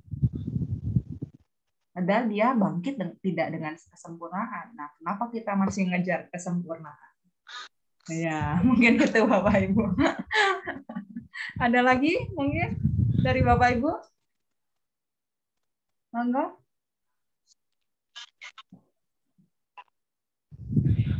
Malam Inang, Pendeta. Oh, ora sobat mah. Ya, gimana? Ya. Ini menarik dari bacaan kita tadi Titus 2 ayat. Saya ngambil yang ayat 14. Di situ ada kalimat terakhir yang dibilang yang rajin berbuat baik. Dari tadi ngerenungin kenapa harus rajin berbuat baik, di situ kenapa nggak dibilang rajin berbuat yang benar gitu loh. Terus ia makin merasa rapuhnya ketika seberapa rajin sih sebenarnya saya udah berbuat baik gitu, jangankan yang berbuat benar gitu. Jadi konteksnya kita yang sudah rapuh secara inheren ini bisa dibilang begitu ya kan? Karena setiap manusia tadi dibilang punya memiliki kerapuhan. Mungkin di luarnya itu yang situasional dan patogenis itu mungkin dari efek luarnya gitu ya. Yang mau saya diskusikan ini seperti apa dan bagaimana kita supaya palingan nggak bisa rajin berbuat baik seperti yang ada dalam Titus 2 ayat 14 ini gitu loh. Karena ketika kita merapuh, apa iya masih bisa berbuat yang baik, jangankan yang benar gitu loh. Saya pikir itu dulu Inang. Makasih. Ya, terima kasih Bapak Tua untuk pertanyaannya. Jadi menarik nih pertanyaannya Bapak Ibu. Kalau kita di posisi rapuh, gimana cara kita untuk bisa berbuat baik? Kalau kita lagi berada di posisi terbawah, terendah, punya beban, gimana cara kita untuk bisa berbuat baik?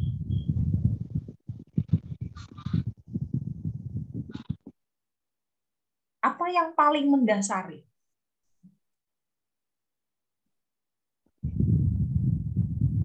Kasih karunia itu. Kasih karunia.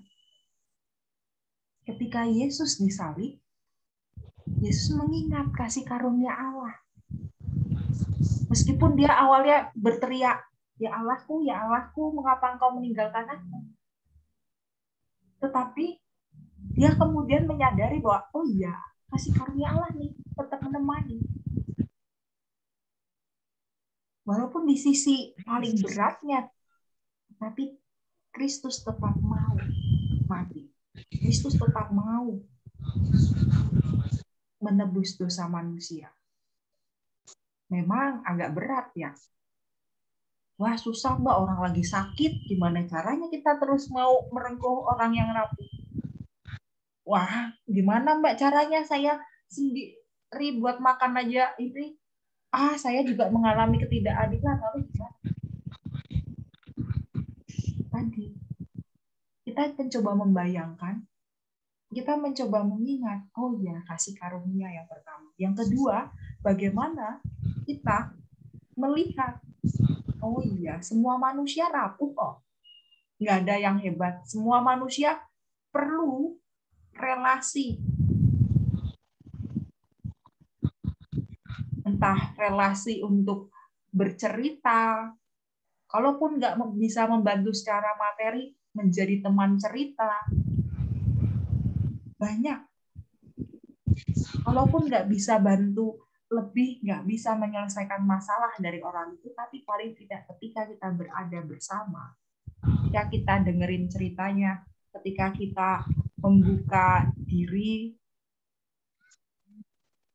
kita juga sudah merangkul mereka yang rapuh. Karena kalau misalnya di sini Bapak katakan rajin berbuat baik, karena itu yang paling dasar dari panggilan kita orang percaya. Karena kalau berbuat benar mungkin tantangannya lebih berat ya. Ya, lebih mudah mana nih Bapak Ibu, berbuat benar atau berbuat baik? Walaupun memang harapannya berdua ya. Karena kadang kita berbuat baik aja dinilainya jadi kurang baik gitu biasanya kan. Iya. Biasanya seiringan ya, harus berbuat baik dan benar ya. Tapi kenapa kok di sini ya disebut berbuat baik? Karena itu yang paling bisa manusia lakukan, paling dasar.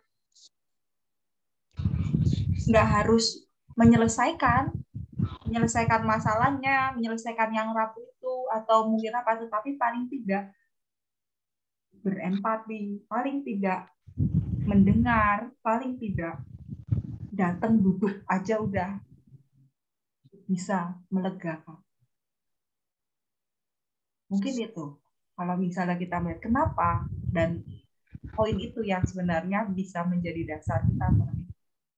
Kalau misalnya kita merasa, oh saya rapuh nih, baik secara inheren, patogenis atau apa, saya rapuh. Kemudian kita duduk bersama orang yang rapuh juga kayak tadi, sudah senang nggak orang yang rapuh di sebelah kita? Oh aku ada temennya duduk nih. Kayak landak tadi kan gitu ya Bapak Ibu. Ketika tadi ada teman tupainya boleh dia duduk di sebelahnya, dia udah senang. Akan berbeda kalau ketika temannya itu nggak mempersilahkan dia duduk, jangan. Nah, mungkin itu gambaran contoh-contoh di kehidupan. Karena itu yang paling bisa kita lakukan. Merengkuh itu nggak harus yang hebat-hebat, merengkuh kerabat itu nggak ada, tapi dari hal apa yang bisa sekecil atau apapun yang bisa kita lakukan. Mungkin itu. Bapak, apa ada tambahan? Monggo dari Bapak Ibu mau melengkapi?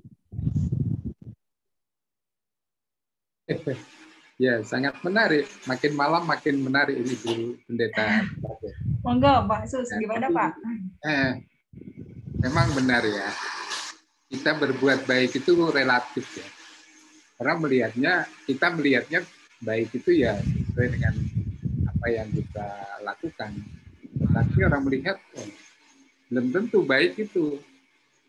Misalnya lah, kita di jalan tol, kita berbuat baik, tetapi ada juga yang nabrak kan gitu. Nah kalau berbuat benar, ya tentunya kita di jalan tol sudah berbuat benar ini. Jalan lurus, tidak lewat jalan yang di jalan khusus untuk yang untuk petugas itulah. Tetapi kalau kita benar ya jalannya lurus sesuai dengan aturan yang sudah ditetapkan. Jadi ada perbedaan yang cukup terlihat bahwa berbuat baik itu relatif, tetapi kita berbuat benar adalah sesuatu yang harus kita lakukan di dalam kehidupan sehari-hari. Mungkin itu ya. Jadi memang ya sebaiknya kita berbuat yang benar saja lah, meskipun orang lain melakukan cemoohan dan seterusnya, saya kira berbuatlah yang benar, meskipun di dalamnya juga ada perbuatan baik. Itu Bu Pendeta Eli, terima kasih. Ya, terima kasih Pak Sus. Jadi baik dan benar ya Pak, seharusnya ya. Kalaupun misalnya ini, aduh gimana Mbak, cuma bisa ini. Ya. Yang penting berbuat baiklah dulu, berbuat baik dan benar, melengkapi. Ada lagi monggo dari Bapak Ibu. Mbak Eli. Iya, gimana Pak Sartono? Mungkin yang mendasari firman itu berbuat baik itu kan ada firman yang mengatakan, tapi ayatnya saya lupa Mbak. Kan ada yang mengatakan bahwa guru yang baik itu, tapi Tuhan Yesus sendiri mengatakan, mengapa engkau mengatakan aku baik? Hanya Bapa di surga lah yang baik. Jadi Yesus sendiri itu menyatakan bahwa kalau yang baik itu hanya Bapa yang di surga gitu. Itu kali yang menjadi ukurannya gitu. Itu Mbak.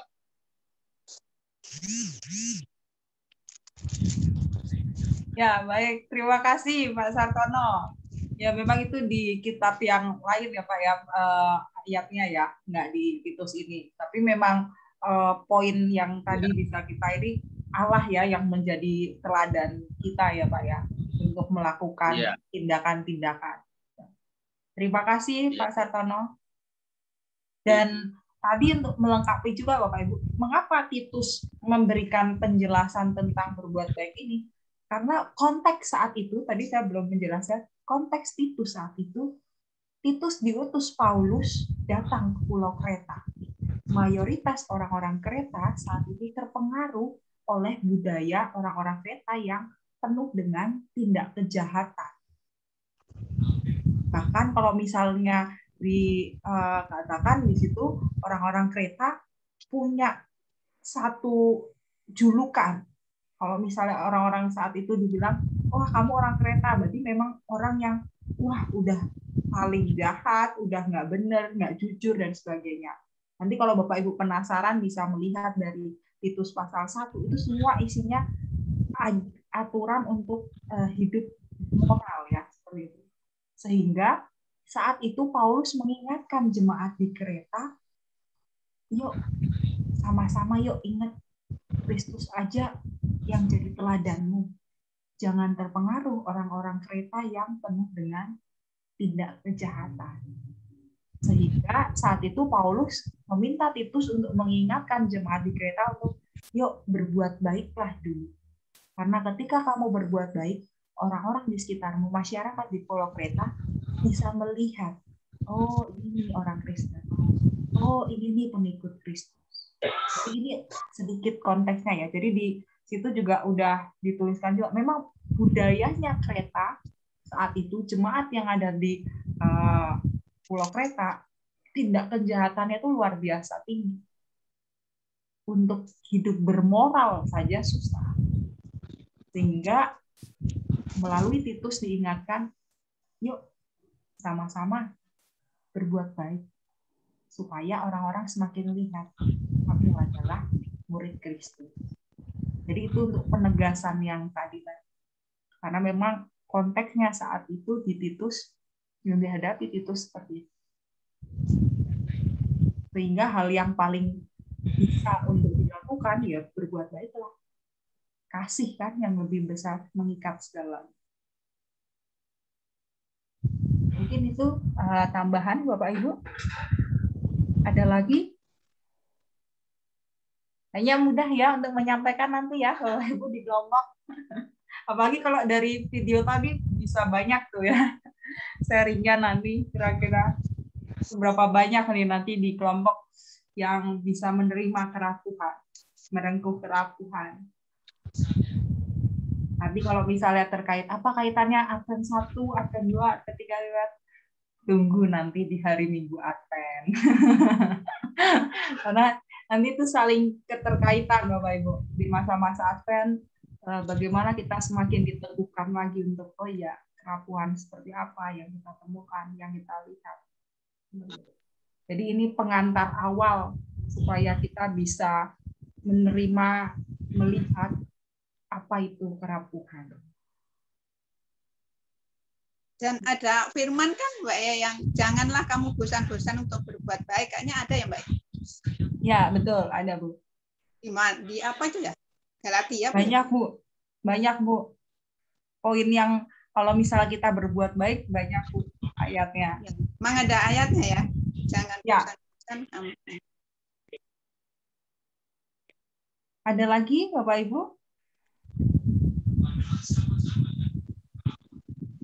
Kalau misalnya tentang berbuat baik, kita bisa pakai ayat manapun.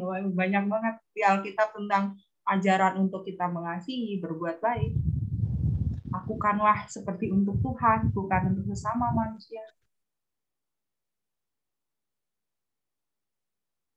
Yang bingung memang benar baik, tapi baik itu mesti benar. Itu yang kadang bikin bingung ya. Wah ini baik, benar nggak ya? Jadi bingung.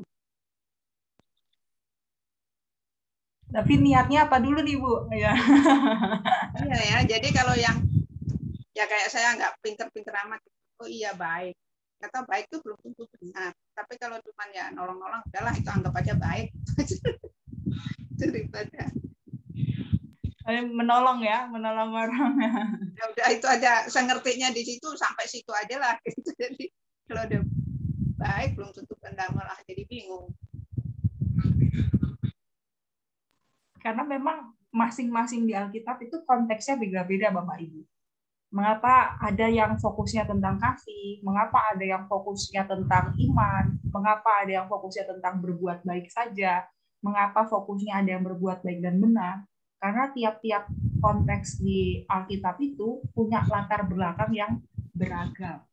Misalnya jemaat di Korintus dengan Galatia, dengan Efesus, itu berbeda-beda konteksnya. Sehingga mengapa kalau di gereja kita itu tidak comot satu comot ayat gitu, tidak, karena kita menghargai konteks dari masing-masing ayat Alkitab. Tapi kalau misalnya di beberapa gereja kita mendengar di YouTube dan sebagainya, kok ada ayat ini dicomot, ayat ini, itu memang ada yang modelnya seperti itu. Tapi kalau di gereja kita memang ya ketika kita berfokus di satu ayat, kenapa nih ada latar belakangnya fokusnya tentang berbuat baik saja. Ya karena tadi di Kreta banyak kejahatan, budayanya seperti itu, orang susah untuk berbuat baik. Jadi Paulus memberikan standarnya kepada jemaat di Pulau Kreta untuk gimana nih berbuat baik itu. Berbeda dengan Korintus, kasih, perseteruan. Nah, itu sehingga kita ketika mendiskusikan ayat-ayat Alkitab, kita tidak bisa melepaskan latar belakang dari tiap-tiap Alkitab, ayat Alkitab itu. Walaupun misalnya ada di antara kita mau pakai ayat-ayat lain, monggo, nggak apa-apa. Tetapi ketika kita menjelaskan, kita berfokusnya pada satu-satu. Karena masing-masing ayat di Alkitab itu berbeda latar belakang. Memang tujuannya buat kita sama ya kan saat ini konteks saat ini, tetapi setiap ayat-ayat Alkitab itu punya poin penekanan yang berbeda-beda. Kita nggak bisa comot sana, comot sini gitu. Kalau misalnya ada ayat yang menegaskan baik dan benar, ya karena konteksnya berbeda. Tetapi untuk Titus, karena konteksnya tadi, jemaat Kreta yang penuh tindak kejahatan, bagi jemaat Kreta saat itu, kita mencoba membayangkan posisi jemaat saat itu di Pulau Kreta, ya berbuat baik itu sebuah usaha awal supaya orang-orang bisa merasakan kasih karunia Tuhan. Orang jahat ketika merasakan, aku dapat kebaikan nih dari sesamaku, ya oh ya udah tenang kan. Berbeda kalau konteks di ayat-ayat Alkitab lain. Kalau konteks ayat-ayat Alkitab lain ada penekanan. Tapi untuk di Titus saat ini ya memang itu. Mungkin itu Bapak Ibu penjelasan tambahannya. Ada lagi Bapak Ibu? Kayaknya nggak kerasa dia udah jam 9. Sedikit Mbak, Mbak. Monggo, silakan Bu Hen. Monggo Bu Hen. Tentang berbuat baik dan berbuat yang benar.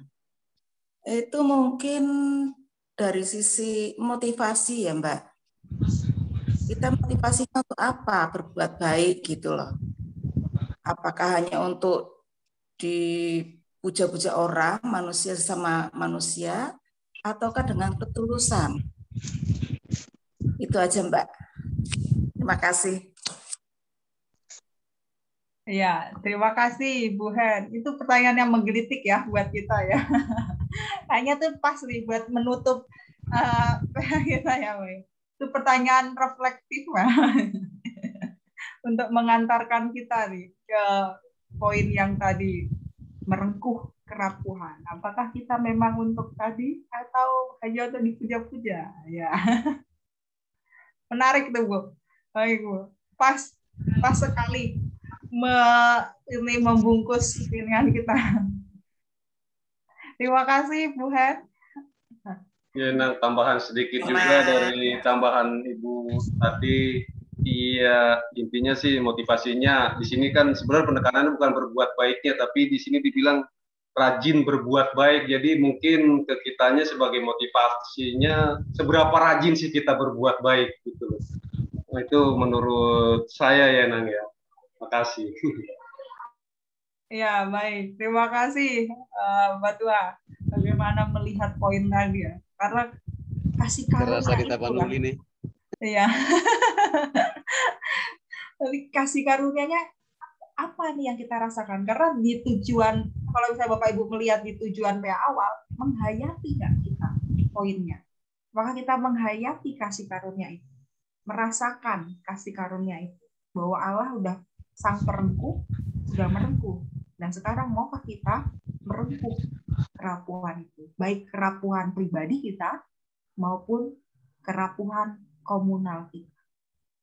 Langkah yang paling mudah ya tadi, selain menerima, udah ada kan tadi unlearning, ratapan, dan juga kebajikan. Rajin berbuat baik tadi salah satu poin untuk mewujudkan kebajikan. Ya, baik. Ada lagi? Atau semakin ini malam semakin memanas ya, atau ada hal-hal? Nanti untuk PPT-nya akan saya share kalau misalnya Bapak Ibu membutuhkan ini. Cuma karena ini agak berat ya karena ada videonya. Nanti berarti bisa. Tapi kalau di bahan PA saya sudah membuatkan linknya. Jadi ada di bahan PA itu linknya YouTube. Nanti kalau misalnya Bapak Ibu mau mengunduh sendiri juga bisa. Karena harapannya dari video itu setiap peserta bisa terpancing dulu nih gimana responnya terhadap video tadi. Oke, Bapak Ibu, dan kalau misalnya tidak ada lagi, tinggal bagaimana nanti komitmen kita untuk mengaplikasikan bahan PA kita di bulan November. Kiranya bisa semakin mengantarkan setiap kita menghayati masa Advent dan Natal. Amin. Saya kembalikan lagi. Terima kasih Bapak Ibu sekalian. Dan monggo Bu Leli. Iya. Terima kasih sekali Mbak Eli, terima kasih. Sama-sama, ya. Ini sesuatu yang menarik buat kita. Bagaimana kita di dalam keadaan kita masing-masing, bagaimana kita bisa merengkuh kerapuhan. Baik itu adalah sesuatu yang benar atau sesuatu yang baik, itu ya. Itu tergantung dari diri kita masing-masing, gitu ya. Apa motivasinya, apa tujuannya, ya.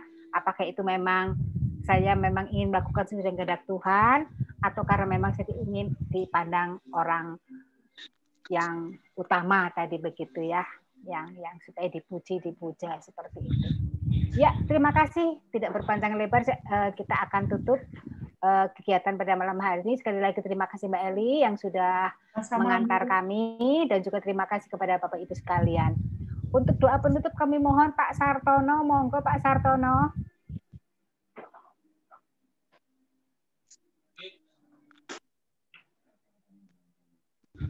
Saya mohon Pak Sartono untuk menutup acara pada malam hari ini. Ya. Oke, monggo Pak. Oke. Matur nuwun Bu Eli. Bu Lili. Bu Eli. Bu Leli. Bapak Ibu yang akhiri, mari kita akhiri pertemuan kita ini dalam doa. Mari kita berdoa. Kami mensyukuri atas anugerah-Mu yang sungguh luar biasa, yang Engkau limpahkan di dalam kehidupan kami, Bapa. Kami sudah berbincang-bincang yang berkaitan dengan pemahaman firman yang sudah kami laksanakan pada malam yang indah ini. Banyak hal yang kami dapatkan dalam pemahaman ini, dan kiranya melalui pemahaman ini kami dapat melakukan kegiatan kami PA di kelompok kami, sehingga kami semua dapat belajar tentang firman-Mu, dan melalui firman-Mu itu kami dapat hidup berbuat baik di dalam kehidupan kami. Bapak yang Maha Kasih, terima kasih untuk semuanya ini. Engkau sudah memberikan hikmat di dalam kehidupan kami. Untuk selanjutnya, kami akan mengakhiri pertemuan kami pada malam hari ini. Dan kiranya melalui ini semua dapat kami jadikan bekal untuk melanjutkan kehidupan kami, menapaki kehidupan kami. Kami menyerahkan seutuhnya kepada-Mu ya Allahku. Dan pada malam yang indah ini, Kiranya Engkau juga tetap menaungi dengan kasih-Mu, kami dapat beristirahat. Pagi yang indah Engkau membangunkan kami dan kami dapat beraktivitas kami kembali. Kami menyerahkan semuanya kepada-Mu ya Allahku. Berikanlah kesehatan di dalam kehidupan kami. Inilah doa kami. Ampuni segala dosa dan kesalahan kami. Doa yang jauh dari sempurna kami mohon dan kami alaskan demi Putra-Mu yang tunggal Tuhan kami Yesus Kristus. Amin. Amin. Terima kasih. Terima kasih. Monggo Bapak Ibu selamat malam.